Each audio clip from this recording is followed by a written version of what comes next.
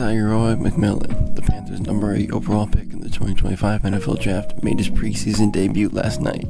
He caught 2 passes for 30 yards on 5 targets, but also dropped 2 catchable balls, including a wide-open touchdown. The flashes were there, but the inconsistencies left plenty of questions on the table, so let's break down his tape from last night.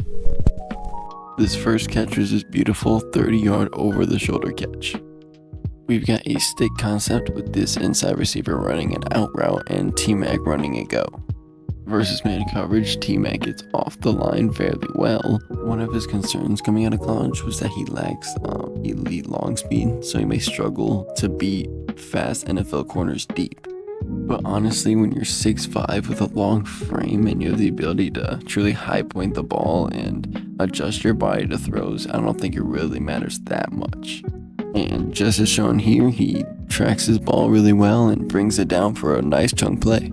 Now, I really like his late hands on this deep ball. This is one of the things that I love from T-Mac coming out of college.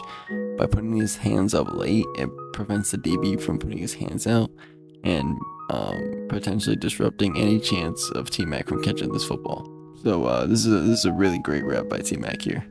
Now here, McMillan's going to run a simple drag route versus zone coverage.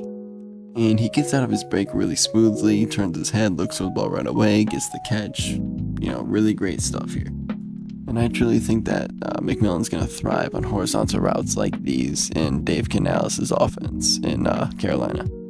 Now here's the drop he had in the end zone against man coverage. Now McMillan's going to sell this really well. He jabs inside to let the receiver bite, jabs out again, and this time he goes back inside but ends up dropping this football.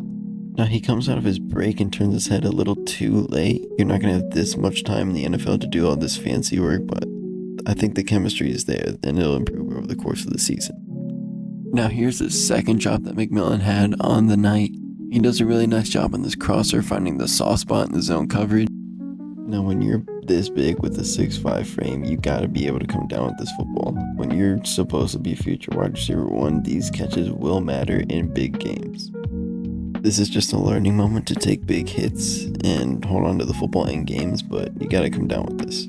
Now he's not targeted on this play, but he does a really great job beating his man off the line as well as breaking into his drag. I mean, he's wide open here. This is great separation. Quarterback doesn't see it, but take what the defense gives you, I guess. I don't know if it's just me, but he does feel kind of slow coming out of these routes. Now again, he's gonna have a really hard time beating NFL cornerbacks downfield. Now don't get me wrong, T-Mac has a lot of potential to become a contributor to this Panthers offense. I would love to see him utilize more in horizontal routes like drags, crossers, and mesh concepts, and zigs, and all that, because that's where he thrived in Arizona.